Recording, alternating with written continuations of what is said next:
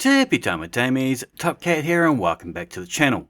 Apologies it's taken so long to post up a build in Edge of Fate, but between the grind, a couple of hospital trips, and acquiring the required armor to build with, it's just added up. A full list of the build details will be at the end of this video. If you make it that far, please hit that thumbs, consider a sub. The first build I wanted to take a look at this season was that of the Tech armor acquired in the portal. With two pieces of this we get the perk Wrecker, where we deal significantly increased kinetic damage to combatant shields, overshields, vehicles and constructs. Constructs include enemy barriers, turrets, stasis crystals and amongst other created in the field. So pick up your favourite kinetic weapon. I'm currently using the Giver's Blessing auto rifle. This puppy is beast. Without that Tech armor, we do 22 per bullet to an energy shield, but with the Tech this jumps to 69 per bullet. This allows us to shred through those combatant shields with ease, and trust me, it's going to be amazing at that higher end level content when you're forced to use match game often. I'm running both rewind rounds with kinetic trimmers on mine. These trimmers are also buffed with the Tech armor, again roughly doing triple damage. Now if we have 4 pieces of the Tech armor on, we get the perk Concussive Rounds, where by defeating combatants or by breaking their shield with kinetic damage, it's going to release a disorientating shockwave. It's roughly an 8 meter radius, much the same as our kinetic tremors effect, and it's going to last for approximately 3 seconds, giving us tremendous amounts of crowd control. It's a truly great weapon to pair with this armor. An even greater exotic to run with it will be the featured exotic, the Microcosm. This already gets that 10% buff from being a featured weapon, and being a kinetic weapon is going to melt those shields fast. Its perk is paracausal, its beam gives a bonus super energy to final blows, and this weapon gains a 20% damage bonus for 20 seconds after our super has expired. Most boss fights and raids and dungeons are in that 30-second window, so it's a great combination with a no fuss setup.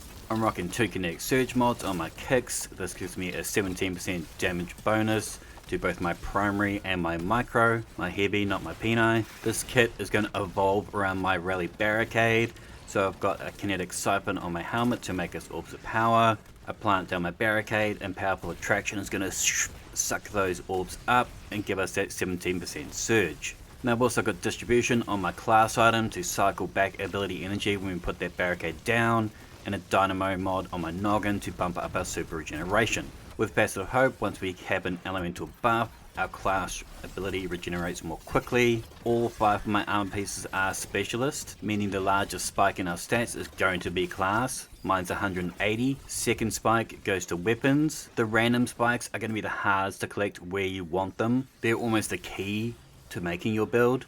I'll try and isolate 1 or 2 and send all the points to them.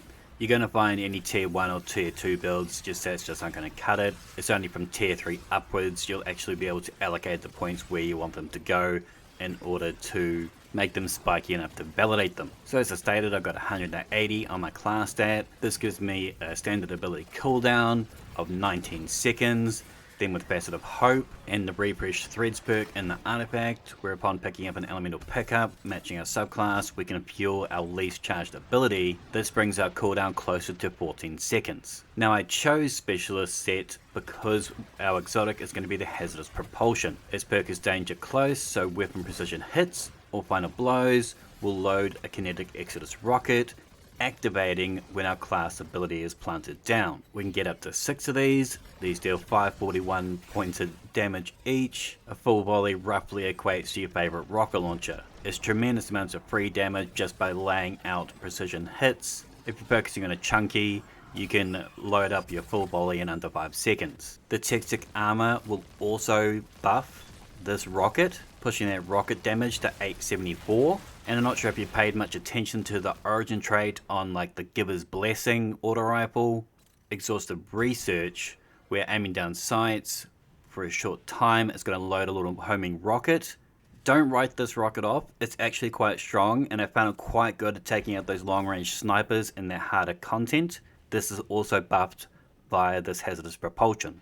Additionally, we're going to get a 10-second window where we deal increased damage to all other rockets. And yes, this does include our rocket sidearms and the new pulse rifle. With 1 rocket loaded we get a 10% damage bonus, 2 we get a 17, 3 is 24, 4 is 30, 5 is 33, and we max out at 6 rockets, giving us a 35% damage rocket bonus. I've chosen the new return memory Crucible Sidearm. I've got myself a tier 4, it's 2% damage bonus per tier, giving me an 8% seasonal damage bonus. We got reciprocal draw in the artifact, where our rapid non-sidearm final blows grant sidearms a period of increased damage for a short time upon the next draw. This may only be a 5-second window, but it's an easy 15-second damage buff.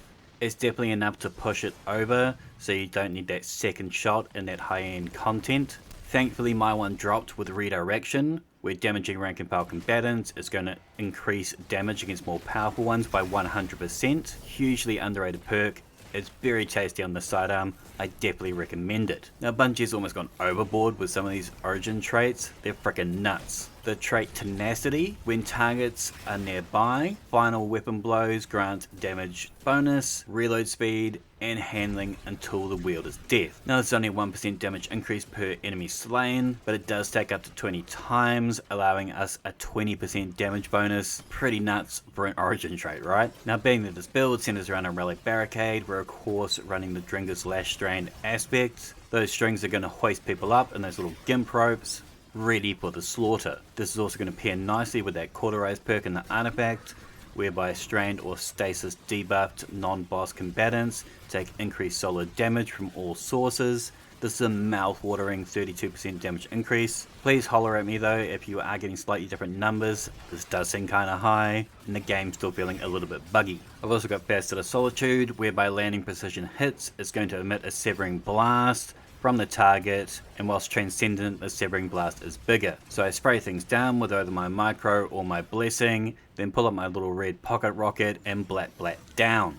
This build is going to lean hard on that Giver's Blessing auto rifle. So we got Facet of Grace, whereby defeating targets with kinetic weapons is going to grant us bonus transcendent energy.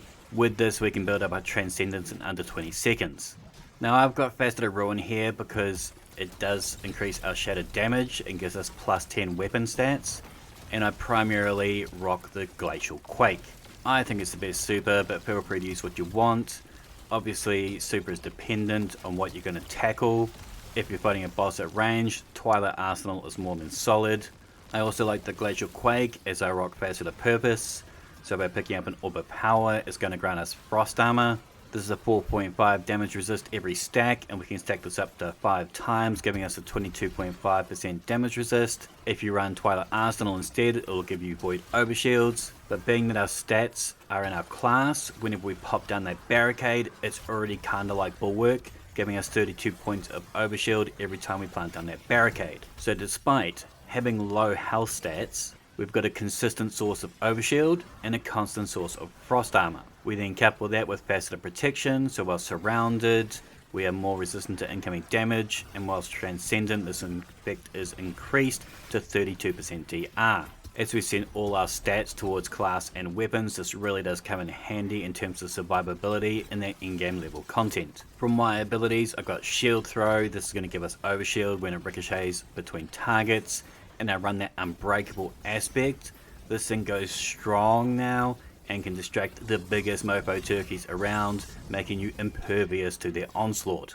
Now feel free to pause here for all my mods, artifact and fragments, but there will be a dim link in the description down below. Despite only being a tier 3 build, this kit is super strong. I'm obviously going to upgrade this as I get the parts for it. It's easily conquered all the master content and thus far has started working at Grandmaster level.